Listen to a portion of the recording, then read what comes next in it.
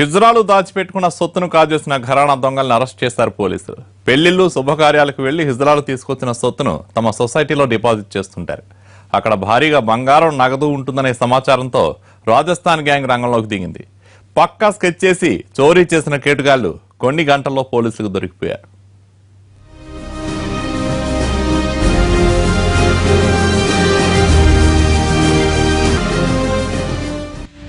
ఘరానా దొంగలు టార్గెట్ చేసిన హిజ్రా భవన్ ఇదే. హైదరాబాద్ బేగం బజార్ సమీపంలోని చుడీ బజార్ లో ఉంది. 3 అంతస్తుల ఈ భవనంలో హిజ్రా వెల్ఫేర్ సొసైటీ నడుస్తోంది. ఫంక్షన్లు, పెళ్లిళ్లలో వసూలు చేసిన డబ్బుల్ని హిజ్రాలంతా ఇక్కడ దాచుకుంటారు.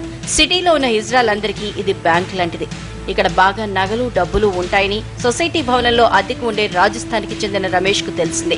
వెంటనే రాజస్థాన్ నుంచి తన స్నేహితుల్ని పిలిపించుకున్నాడు. 2-3 రోజులు రేఖీ చేసి హిజ్రాల కదలికల్ని గమనించాడు.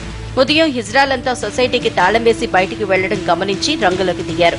ఆఫీస్ లోపలికి వెళ్లి కిలోన్నర బంగారు నగలు, భారీగా వెండి, ₹1,00,000 నగదు తీసుకుని పారిపోయారు. సాయంత్రం హిజ్రాలు ఆఫీస్ కి తిరిగి వచ్చి చూస్తే చోరీ జరిగినట్లు అర్థమైంది. వెంటనే పోలీసులకు ఫిర్యాదు చేశారు. చుట్టుపక్కల సీసీటీవీ ఫుటేజ్ గమనించిన పోలీసులకు ఆటోలో వెళ్తున్న వారిపై అనుమానం వచ్చింది. వాళ్లు ఎటువైపు వెళ్తున్నారో ఆరా తీశారు. కొన్ని గంటల్లోనే నిందితుల్ని అరెస్ట్ చేసి చోరీ సొత్తు స్వాధీనం చేసుకున్నారు పోలీసులు. 27 లక్షల వర్త్ రూపీస్ అయిన గోల్డ్ అంటే రోల్డ్ గోల్డ్ ఆర్నమెంట్స్ మరియు 10 కిలోల వెండి, అదేవిధంగా ఇంకా 7 లక్షల రూపాయల నగదును కూడా స్వాధీనపరచుకోవడం జరిగింది.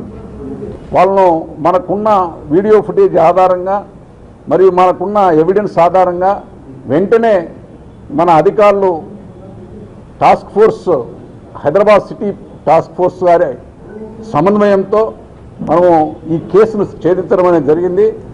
పక్కా స్కెచ్ తో చోరీ చేసిన రమేష్ గ్యాంగ్ పారిపోవడానికి మాత్రం ఎలాంటి స్కెచ్ వేయలేదు. దీంతో కొన్ని గంటల్లోనే దొరికిపోయారు.